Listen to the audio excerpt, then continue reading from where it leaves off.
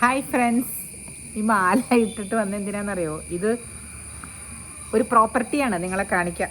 എന്താ സംഭവിച്ചതെന്ന് വെച്ചാൽ, ഞാൻ ഇപ്രാവശ്യം ഫ്ലൈറ്റിൽ കയറിയപ്പോൾ ഇത് ബാഗിൽ അഴിച്ചു വെച്ചേക്കുമായിരുന്നേ. എപ്പോഴും ഇട്ടില്ലായിരുന്നു, ബാഗിൽ, എൻ്റെ ഹാൻഡ് ബാഗിലുണ്ടായി. ഇതിൻ്റെ കണ്ട ഇങ്ങനെ കൂർത്ത മൊനയും പിന്നെ ഇത് ബുള്ളറ്റ് പോലെയില്ലേ, ഇത് കണ്ടിട്ട് അവിടെ ഇങ്ങനെ നമ്മൾ കയറി വരണ്ടേ, എന്താ സ്കാൻ ചെയ്ത് നോക്കൂലേ, അവരവിടെ ഇരുന്ന് നോക്കിയിട്ട് എൻ്റെ ബാഗ് തള്ളി വിട്ടു. അപ്പോൾ ഞാൻ വിചാരിച്ചു അതിനകത്ത് ഒന്നും ഇല്ലല്ലോ, എന്താ ഉള്ളതെന്ന് വെച്ചപ്പോൾ ഇതെടുത്ത് കാണിക്കുക പട്ടാളക്കാരൻ, മറ്റേ അവരിത് കാണിച്ചിട്ട് നോക്കിയിട്ട് പറഞ്ഞു ഇതെന്താ ഇങ്ങനത്തെ. ഞാൻ പറഞ്ഞു ഇതെൻ്റെ കഴുത്തിൽ ഇടുന്നതാണ്, ഇത് സൂചി പോലെയൊക്കെ ഇരിക്കുന്നു, ഇത് ബുള്ളറ്റിൻ്റെയൊക്കെ ഷേപ്പ്, അതിൽ കണ്ണാൾ പേടിച്ചു പോയിന്ന്. അപ്പം ഞാനത് കഴുത്തിലിട്ടേക്കാന്ന് പറഞ്ഞിട്ട് അവരെന്നെ വിട്ടു. അത് ഇൻസൈഡ് ഫ്ലൈറ്റ് ആയതുകൊണ്ട്. പക്ഷേ ഇങ്ങനത്തെ ഉള്ള ആഭരണങ്ങളൊക്കെ നമ്മൾ കൊണ്ടു നടക്കുകയാണെങ്കിൽ, ഇത് സിൽവറൊക്കെ തന്നെയാണ് കേട്ടോ, ഡൽഹിയിൽ നിന്ന് കൊണ്ട് മേടിച്ചാൽ ആണെങ്കിൽ, നമ്മൾ ഒന്നില്ലെങ്കിൽ കഴുത്തിലിട്ടിട്ട് അപ്പോൾ അവർ കാണാനൊക്കെ അവർക്ക് ഒന്നും തോന്നൂല. നമ്മൾ ബാഗിലൊക്കെ ഇട്ടിട്ട് വന്നാൽ അവർ മാറ്റാൻ പറയേ. അല്ലെങ്കിൽ നമ്മുടെ ലഗേജ് ഉണ്ടല്ലോ, ചെക്ക് ഇൻ ലഗേജ് ഇടുന്നിടത്ത് ഇടണം. അങ്ങനെ അതൊരു അറിവിന് വേണ്ടി പറഞ്ഞാണേ, അതാണ് ഈ പ്രോപ്പർട്ടി എന്ന് പറഞ്ഞത്. അപ്പോൾ മാറ്റി വെച്ചോളേണ്ടത്. കുറേ നേരം നിന്നോടെ ഇത് കിട്ടാൻ വേണ്ടിയിട്ട്, കാരണം അവർക്ക് പേടിയായിപ്പോയി ഈ സാധനം കണ്ടപ്പോഴേ. അപ്പോൾ സൂക്ഷിച്ച് ഫ്ലൈറ്റിലൊക്കെ കയറണവർ അങ്ങനത്തെ മാലയൊക്കെ ഉണ്ടെങ്കിൽ അഴിച്ചു വെച്ചിട്ട് അല്ലെങ്കിൽ ലഗേജിൽ ഇടുന്നതായിരിക്കും നല്ലത്. അല്ലെങ്കിൽ നമ്മളവിടെ നിന്ന് എക്സ്പ്ലനേറ്ററി നോട്ടൊക്കെ എഴുതിയിട്ട് നമ്മൾ സൈൻ ചെയ്തൊക്കെ കൊടുക്കണം, ഇങ്ങനെ പറഞ്ഞിരുന്നു എന്ന് പറഞ്ഞിട്ട്. അപ്പോൾ ഇന്നത്തെ കുറേ നാളുകളായില്ലേ ഞാൻ വന്നിട്ട്. ഞാൻ പറയാൻ വന്ന കാര്യം എന്താണെന്നറിയോ? കൈലാസ വിശേഷം ചോദിച്ച ആൾക്കാർക്ക് ഞാൻ ഷോർട്ട് വീഡിയോ ഇട്ടിട്ടുണ്ടല്ലോ, അതിനകത്തുണ്ട് വിശേഷം മുഴുവനും, കുറേശ്ശെ പറയാം. ഞാൻ പറയാൻ വന്നത്, ഇപ്പോൾ വലിയ ചർച്ച നടക്കുന്ന കാര്യങ്ങൾ എന്തൊക്കെയാണ്? നമ്മുടെ അഹാന കൃഷ്ണയുടെ വീടിൻ്റെ അകത്ത് നടക്കുന്ന കാര്യങ്ങൾ അല്ലേ. സിന്ധു കൃഷ്ണയുടെയും കൃഷ്ണകുമാറിൻ്റെയും മക്കൾ ചെയ്യുന്ന കാര്യങ്ങളും, അവർ അമ്മൂമ്മയെ ചീത്ത വിളിക്കുന്നതും, അമ്മൂമ്മയെ സപ്പോർട്ട് ചെയ്യാനായിട്ട് അവരുടെ ഒരു കസിൻ വരുന്നതും, ഇതൊക്കെയാണല്ലോ ഇന്ന് നമ്മൾ കേട്ടുകൊണ്ടിരിക്കുന്നത്. ഈ കുട്ടികൾ ശരിയാണ്, അവരെ വളരെ നന്നായിട്ട് വളർത്തിയിട്ടുണ്ടെന്ന് അവരുടെ അച്ഛനമ്മയൊക്കെ പറയുന്നു, അതൊന്നും നമ്മുടെ വിഷയമല്ല. അതിനകത്ത് അവർ പല രീതിയിലുള്ള കാര്യങ്ങൾ അവർ പബ്ലിഷ് ചെയ്യും അല്ലേ. പല രീതിയിൽ അവരുടെ ഡ്രസ്സുകളും അവരുടെ ആഭരണങ്ങളും ചിലപ്പോൾ നമുക്കത്ര ഇഷ്ടപ്പെടാത്ത രീതിയിലൊക്കെ ആയിരിക്കും അവർ വസ്ത്രം ധരിക്കുന്നത്. അതൊക്കെ പഴയ കാലത്ത് ആളുകൾക്ക്, അതായത് അമ്മൂമ്മ അപ്പൂപ്പൻ അങ്ങനെയുള്ള ജനറേഷനിലുള്ളവർക്കൊക്കെ കാണുമ്പോൾ അവർക്ക് ചിലപ്പോൾ അത് സഭ്യമായിട്ട് തോന്നിയിരിക്കില്ല. ഇന്നത്തെ ജെൻസിയും മില്ലേനിയൽസും ഒന്നും അല്ലല്ലോ അവർ പഴയ കാലത്തെ ആൾക്കാരല്ലേ. അപ്പോൾ അവർ ചിലപ്പോൾ എന്തെങ്കിലുമൊക്കെ പറഞ്ഞെന്നിരിക്കും, അവരുടെ അമ്മൂമ്മ എന്നുള്ള അവകാശത്തിൽ അവർ പറഞ്ഞെന്നിരിക്കും. അത് ഈ ചെവി കൂടി കേട്ട് ഇഷ്ടമല്ലെങ്കിൽ അത് മിണ്ടാതിരുന്ന് പോകേണ്ട കാര്യമില്ലേ ഉള്ളൂ. ഇത് അമ്മയും മക്കളും എല്ലാവരും കൂടി ആ പ്രായം ചെന്ന അമ്മൂമ്മയെ ആക്രമിക്കുകയാണ്. അതത്ര നല്ല പ്രവണതയല്ലല്ലോ അവർ സമൂഹത്തിന് കൊടുക്കുന്നത്. പ്രായം ചെന്ന ഒരു 75 വയസ്സുള്ള സ്ത്രീയാണ് ആ അമ്മൂമ്മ എന്ന് പറയുന്നത്. പറഞ്ഞു കാണുമായിരിക്കും, അവരും സഭ്യമല്ലാത്ത രീതിയിൽ അവർക്കും ഈ ഒറ്റപ്പെട്ടുള്ള ജീവിതമൊക്കെ അവർക്ക് കൊടുക്കുന്നത് അത്ര വലിയ വിജ്ഞാനമൊന്നും അല്ലല്ലോ കൊടുക്കുന്നത്. അവർ അറിവില്ലായ്മയിലേക്കാണല്ലോ പോയിക്കൊണ്ടിരിക്കുന്നത്. അറിവുകൾ മങ്ങുന്ന ഒരു കാലഘട്ടമാണ് അതൊക്കെ. അപ്പോൾ അത് മനസ്സിലാക്കാതെ ഈ കുട്ടികൾ, ഈ 30 വയസ്സൊക്കെ ഉള്ള അഹാനയൊക്കെ അതേ രീതിയിൽ അതേ നാണയത്തിൽ തിരിച്ചു കൊടുക്കുകയാണ് ഈ അമ്മൂമ്മയ്ക്ക്. ഈ പറഞ്ഞ വാട്സപ്പ് ഗ്രൂപ്പിലും അവരുടെ കുടുംബ ഗ്രൂപ്പിലും ഒക്കെ ഇതാണ് നടക്കുന്നത്. അപ്പോൾ അതിൽ നിന്ന് ഒരാൾ പുറത്ത് വന്നു കഴിയുമ്പോൾ അവരത് ഡൗൺലോഡ് ചെയ്ത് പബ്ലിക് മീഡിയയിൽ ഇടുകയാണ്, സോഷ്യൽ മീഡിയയിൽ. ഇത് മറ്റുള്ളവരെടുത്ത്, ഈ റിയാക്ഷൻ വീഡിയോക്കാരെടുത്ത് അവരത് പൈസ ഉണ്ടാക്കുന്നു. അതും അവരുടെ ഒരു ജീവിത മാർഗ്ഗം അല്ലേ. ഇതിനകത്തുള്ളൊരു ലോ പോയിൻ്റാണ് ഞാൻ പറയാൻ വന്നത്. അപ്പോൾ ഇതിനകത്ത് റിയാക്ഷൻ വീഡിയോ ചെയ്യുന്ന പിള്ളേരെന്താ ചെയ്യുക? ഈ കുട്ടികളുടെ ഓരോരോ കാര്യങ്ങൾ എടുത്ത് ഒരു പീസാക്കിയിട്ട് ഇതിൻ്റെ സൈഡിൽ കൊണ്ടുവന്ന് പ്ലേ ചെയ്യും. അപ്പോൾ അതിൽ കോപ്പിറൈറ്റ് എന്ന് പറഞ്ഞ സംഭവം വരാൻ സാധ്യതയുണ്ട്. അവർക്ക് കോപ്പിറൈറ്റ് സ്ട്രൈക്ക് കൊടുക്കാം. ഈ അഹാനയ്ക്കോ അല്ലെങ്കിൽ അവരുടെ സിസ്റ്റേഴ്സിനോ ഒക്കെ അവരുടെ വീഡിയോസ് കുറേ അധികം നീളത്തിൽ കട്ട് ചെയ്തിടുമ്പോൾ കോപ്പിറൈറ്റ് സ്ട്രൈക്ക് കൊടുക്കുന്നതിൽ തെറ്റൊന്നുമില്ല. കാരണം നമ്മുടെ ഇൻ്റലക്ച്വൽ പ്രോപ്പർട്ടിയാണ്, ഞാൻ ഉണ്ടാക്കിയതാണത്. അപ്പോൾ എൻ്റെ ഇൻ്റലക്ച്വൽ പ്രോപ്പർട്ടി നിങ്ങൾ കട്ട് ചെയ്ത് ഒരു പരിധിയിൽ കൂടുതൽ യൂസ് ചെയ്ത് കഴിഞ്ഞാൽ കോപ്പിറൈറ്റ് സ്ട്രൈക്ക് കൊടുക്കാം. എൻ്റെ ഇമേജസ് നിങ്ങളുടെ ഇതിൽ വരുന്നത് എനിക്ക് ഇഷ്ടമല്ല എന്നുള്ള രീതിയിൽ. അതേസമയം ഡീഫമേഷൻ കേസ്, മാനനഷ്ടത്തിന് കേസ് കൊടുക്കുമെന്നും പറഞ്ഞുകൊണ്ട് എല്ലാവരും ഘോരഘോരം പ്രസംഗിക്കുന്നത് കാണാം. ഈ മാനനഷ്ടത്തിന് കേസ് കൊടുക്കുന്നത് എപ്പോഴാണെന്നറിയോ? നിങ്ങൾ ചെയ്യാത്ത ഒരു കാര്യം ആരെങ്കിലും പറയുമ്പോഴാണ് നിങ്ങൾക്ക് മാനനഷ്ടം ഉണ്ടാകുന്നത്. ശരിയല്ലേ? നിങ്ങൾ ചെയ്ത ഒരു കാര്യം നിങ്ങളുടെ റെപ്യൂട്ടേഷൻ നിങ്ങൾ തന്നെ തകർത്ത് കഴിഞ്ഞിട്ട് ഞാനത് പറഞ്ഞു എന്നും പറഞ്ഞ് എൻ്റെ നേരെ കേസ് കൊടുക്കാൻ പറ്റില്ല. ശരി, ഏതെങ്കിലും ഒരു വക്കീലുമാർ പോയിട്ട് കേസ് കൊടുക്കാം, നമുക്ക് നോട്ടീസ് അയക്കാമെന്ന് പറഞ്ഞ് നോട്ടീസൊക്കെ അയപ്പിക്കാൻ പറ്റും.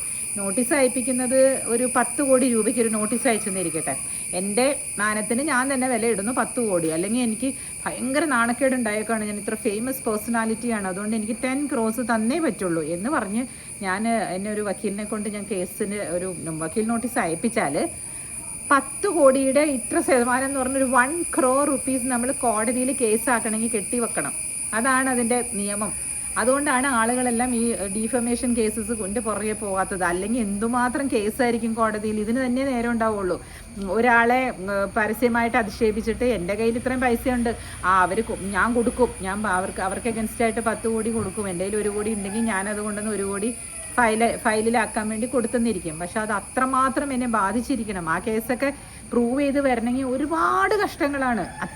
അത്രയും ലോ പോയിന്റ് അതിലുണ്ടെങ്കിലും മാത്രമാണ് ആളുകൾ അത് കൊടുക്കുള്ളൂ. അതിന് പകരം ഞാൻ അതിന് വേണ്ടിയിട്ട് അതിനൊരു എക്സാമ്പിളായിട്ട് പഴയ ഒരു കേസ് പറയാം.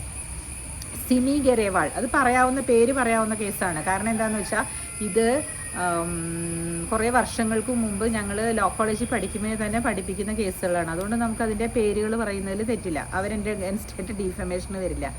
അവർ ഒരുപാട്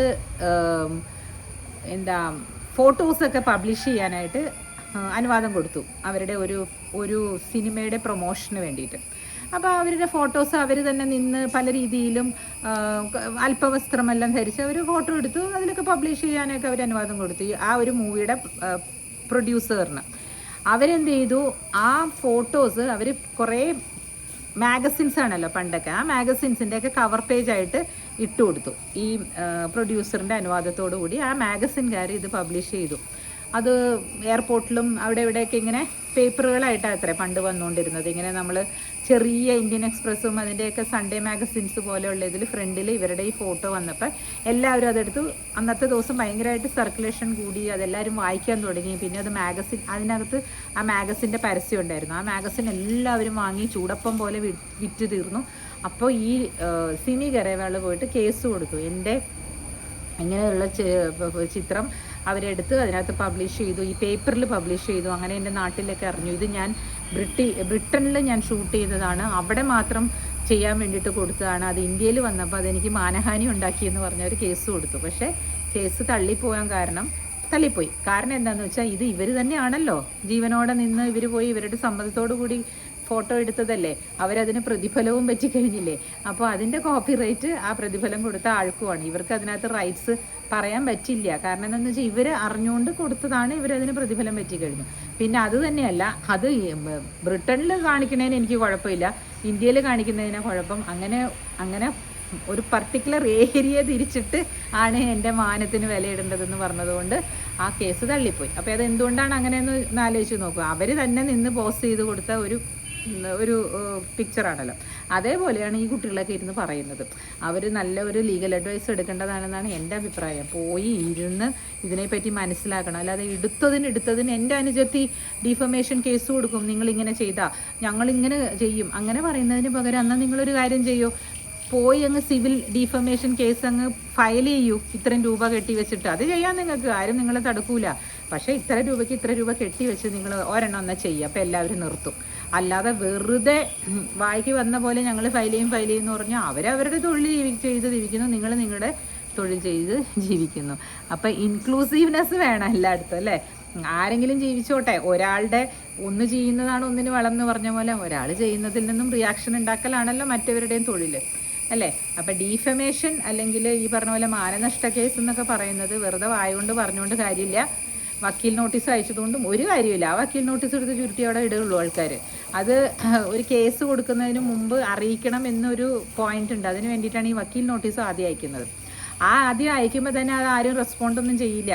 അതിന് മറുപടി ഒന്നും അയക്കാനും പോകില്ല ആരും. അതിനൊക്കെ മറുപടി അയക്കാൻ പോയാൽ അതിനുള്ളിൽ നിന്നും പിന്നെ അവർക്ക് ഇത് എടുക്കാൻ പറ്റും. എന്തെങ്കിലും നമ്മൾ പറയുന്ന ഉത്തരത്തിൽ നിന്നും വക്കീലന്മാർ കണ്ടുപിടിക്കും ലോ പോയിന്റ്. അപ്പം സാധാരണ രീതിയിൽ ഡീഫമേഷൻ കേസിന് അങ്ങോട്ടേക്ക് നോട്ടീസ് അയച്ചു കഴിഞ്ഞാൽ ആ കിട്ടുന്ന ആൾ മറുപടി അയക്കാറില്ല.